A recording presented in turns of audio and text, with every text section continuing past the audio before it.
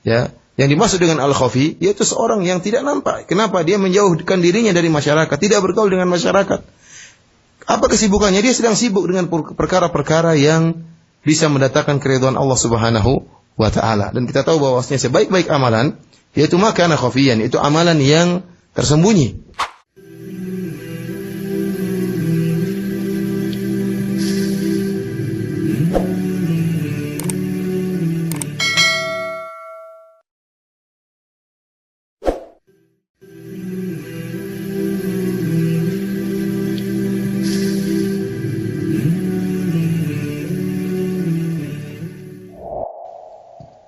ثم أورد المصنف رحمه الله تعالى حديث سعد بن أبي وقاص رضي الله عنه قال: سمعت رسول الله صلى الله عليه وسلم يقول: إن الله يحب العبد التقي الغني الخفي. رواه مسلم. قال: والمراد بالغني غني النفس كما سبق في الحديث الصحيح. وهذا الحديث فيه أن الله سبحانه وتعالى يحب العبد المتصف بهذه الصفات الثلاث العظيمة المذكورة في هذا الحديث، وهو في صحيح مسلم. الصفة الأولى التقي، أي الذي اتقى الله سبحانه وتعالى بأن جعل بينه وبين ما يخشاه من سخط الله وعقابه وقاية تقيه، وذلك بفعل المأمور وتجنب المحظور. والصفة الثانية الغني، وشرحها المصنف رحمه الله تعالى بأن المراد بالغني أي غنى النفس، كما سبق بذلكم الحديث عن رسول الله صلوات الله وسلامه عليه، وأن الغنى ليس بكثرة العرض أي الأموال والتجارات، وإنما الغنى غنى النفس. فأحب الناس إلى الله هو العبد التقي لربه بطاعته وتجنب نواهيه، والغني أي غني النفس بقناعته ورضاه بما قسم الله سبحانه وتعالى له. والصفة الثالثة الخفي، وهي موضع الشاهد من ذكر هذا الحديث للترجمة، لأن المراد بالخفي الذي يعتزل ويبتعد عن الناس ومنشغل بالأمور التي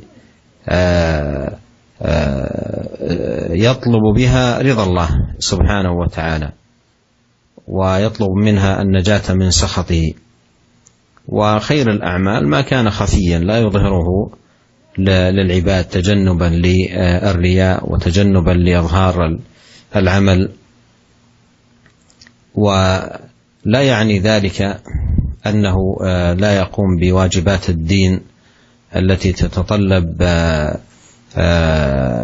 لقاء بالناس وقربا منهم، مثل أداء الصلوات الخمس في الجماعة ويحافظ عليها ويبكر لها، ويحافظ أيضا على صلة الأرحام وأداء الحقوق ونحو ذلك من الواجبات التي أوجبها الله سبحانه وتعالى عليه. Kemudian Al-Imam An-Nawawi rahimahullah membawakan hadis-hadis dari Rasulullah sallallahu alaihi wasallam yang menjelaskan tentang bab yang sedang kita bahas ini, bab tentang uzlah, menjauhkan diri dari bergaul dengan masyarakat. Hadis yang pertama dari Sa'ad bin Abi Waqqas radhiyallahu ta'ala anhu, beliau berkata, aku mendengar Rasulullah sallallahu alaihi wasallam bersabda, "Innallaha yuhibbul 'abda at-taqiyyal ghaniyyal khafi." Sungguhnya Allah Subhanahu wa taala mencintai hamba yang bertakwa, hamba yang kaya, dan hamba yang bersembunyi atau yang tidak kelihatan. Rawahu Muslim. Hadis ini diriwayatkan oleh Al-Imam Muslim. Al-Imam Nawawi rahimahullah mengatakan, wal muradu bil ghani, yang dimaksud dengan kaya di sini adalah ghaniyun nafs, yaitu jiwanya yang kaya, sebagaimana telah lalu dalam hadis yang sahih. Para pemirsa yang dirahmati oleh Allah Subhanahu wa taala, hadis ini menjelaskan bahwasanya Allah Subhanahu wa taala mencintai seorang hamba yang mengumpulkan 3 sifat yang disebutkan dalam hadis ini. Sifat yang pertama yaitu at-taqi, sifat takwa, yaitu hamba tersebut bertakwa kepada Allah Subhanahu wa taala, menjadikan antara dia dengan hal yang dia benci berupa azab Allah penghalang antara dia dengan azab tersebut, yaitu berupa dengan menjalankan amalan-amalan soleh ya, yang diperintahkan oleh Allah Subhanahu wa taala, dan tajannub, menjauhkan diri dari perkara-perkara yang diharamkan oleh Allah Subhanahu wa taala. Ini sifat yang pertama, taqi, bertakwa. Sifat yang kedua yang disebutkan dalam hadis ini yaitu sifat al-ghani, seorang yang kaya. Sebagaimana tadi yang telah dijelaskan oleh Al-Imam Nawawi rahimahullah, yang dimaksud dengan al-ghina di sini, dengan kekayaan di sini dalam hadis ini adalah ghina nafs, yaitu kekayaan jiwa. Sebagaimana telah disebutkan dalam hadis yang lalu, Rasulullah SAW telah menjelaskan bahwasanya ya laisal ghina bi kathratil arad, bahwasanya bukanlah kekayaan dengan banyaknya barang-barang, dengan banyaknya harta, dengan banyaknya perdagangan, bukan, tetapi ghina nafs. Akan tapi yang dimaksud dengan kekayaan adalah kekayaan jiwa, yaitu seorang memiliki sifat qanaah, ya, dia ridha dengan pemberian Allah Subhanahu wa taala, dia ridha dengan apa yang Allah bagikan kepada dia. Inilah yang disebut dengan al-ghani, kaya yang dimaksud dengan dalam hadis ini. Yang ketiga adalah al-khafi, ya, sifat al-khafi, yaitu samar, tidak kelihatan. Inilah yang menjadi perhatian kita pada hadis ini, ya. Yang dimaksud dengan al-khafi yaitu seorang yang tidak nampak. Kenapa? Dia menjauhkan dirinya dari masyarakat, tidak bergaul dengan masyarakat. Apa kesibukannya? Dia sedang sibuk dengan perkara-perkara yang bisa mendatangkan keridhaan Allah Subhanahu wa taala. Dan kita tahu bahwasanya sebaik-baik amalan yaitu makana khafiyan, itu amalan yang tersembunyi. Ya, karena amalan yang tersembunyi, yang tidak kelihatan, akan lebih jauh daripada riya, daripada penyakit-penyakit yang bisa menggugurkan amalan seorang hamba. Akan tapi para pemirsa yang dirahmati oleh Allah Subhanahu wa taala, bukanlah maksudnya dia sama sekali kemudian tidak keluar dari rumahnya, tidak. Dia tetap keluar dari rumahnya, ada kewajiban-kewajiban yang harus dia kerjakan. Tidak dia tinggalkan, meskipun dia menjauh dari masyarakat, ada kewajiban-kewajiban yang harus dia kerjakan, seperti sholat berjamaah, dia harus ke masjid sholat berjamaah. Kemudian dia harus silaturahmi, misalnya dia mengunjungi kerabatnya. Ini semua perkara-perkara yang dia tetap bergaul dengan masyarakat, tapi dalam rangka untuk ya, menjalankan kewajiban-kewajibannya. Setelah itu dia menjauhkan dirinya kembali dari bergaul dengan masyarakat yang sudah rusak.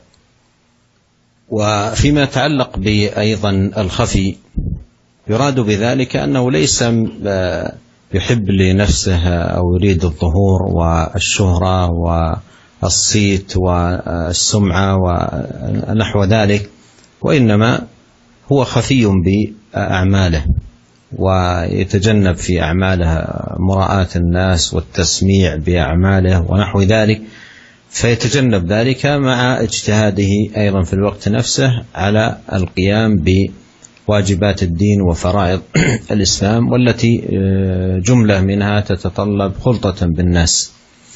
أيضا مما ينبه عليه في هذا المقام أن العبد إذا كان الله أعطاه علما وفهما وهو في بلد يكثر فيه الجهل ويكثر فيه مثلا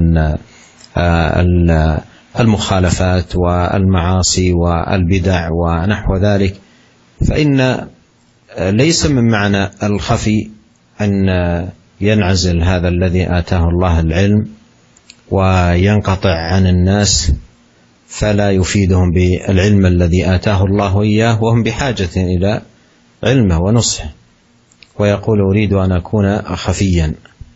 فمثل هذا لا يقال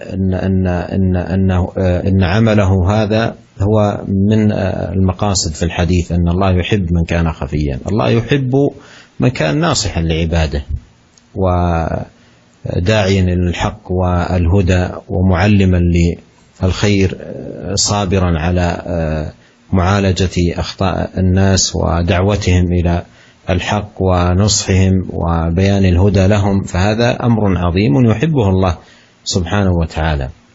ومثل هذا ينبغي عليه أن يحرص على أن يبرز للناس في خطبة الجمعة وفي المواعظ وفي التدريس ونحو ذلك إذا كان على حظ ونصيب من العلم يؤهله للقيام بهذه المهمة.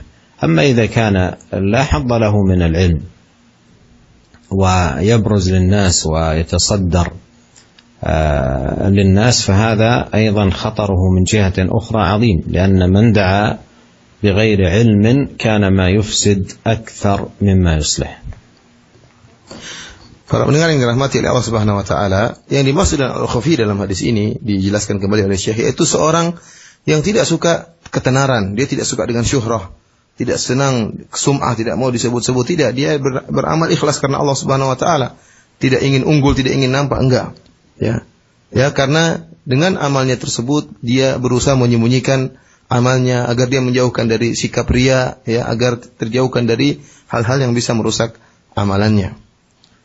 Tentunya dia tetap berusaha dan bersungguh-sungguh untuk bisa melaksanakan hal-hal yang wajib dia lakukan, yang terkadang dari sebagian kewajiban-kewajiban tersebut mengharuskan dia untuk bertemu dengan masyarakat. Seperti tadi kita katakan, seperti sholat ke masjid atau mungkin mengunjungi kerabat. Ini semua mengharuskan dia bertemu dengan masyarakat. Kemudian jika seorang hamba diberikan oleh Allah Subhanahu wa taala karunia ilmu, dia memiliki ilmu, kemudian dia berada di suatu negeri yang di situ banyak kebodohan, banyak kejahilan, banyak kemaksiatan, banyak bid'ah, maka bukanlah makna khafi, ya, dia kemudian menjauhkan dirinya dari masyarakat, tidak bergaul sama masyarakat sama sekali, tidak memberi faedah kepada masyarakat, tidak berdakwah kepada masyarakat, sibuk ibadah sendiri. Ini bukan yang dimaksud oleh Nabi Shallallahu Alaihi Wasallam, ya. Maka tidak dikatakan dia maksud dalam hadis yang dimaksud oleh Nabi Shallallahu Alaihi Wasallam dalam hadis ini. Kenapa? Karena Allah Subhanahu Wa Taala mencintai seorang hambanya yang dia memberi nasihat kepada saudara-saudaranya. Ya, mengajarkan ilmu kepada saudara-saudaranya, mengajarkan kebaikan kepada saudara-saudaranya, bersabar dalam mendakwahi mereka, bersabar dalam menasihati mereka. Inilah orang yang dicintai oleh Allah Subhanahu wa taala. Oleh karenanya orang yang memiliki ilmu hendaknya dia nampak diketahui oleh masyarakat agar dia bisa memberi faedah kepada mereka. Dia berusaha untuk bisa mengisi khutbah Jumat misalnya, ya. Tatkala masyarakat sedang berkumpul kemudian berikan faedah kepada mereka, menasihati mereka, kemudian dalam pertemuan-pertemuan yang ini semuanya akan bermanfaat bagi masyarakat. Dengan syarat dia memang ahli, memiliki ilmu untuk bisa berdakwah. Adapun seorang yang tidak memiliki ilmu, ya, maka tidak perlu dia berdakwah kepada masyarakat. Kenapa? Karena seorang yang berdakwah tanpa ilmu, kerusakan yang ditimbulkannya lebih banyak daripada kebaikan yang dia harapkan.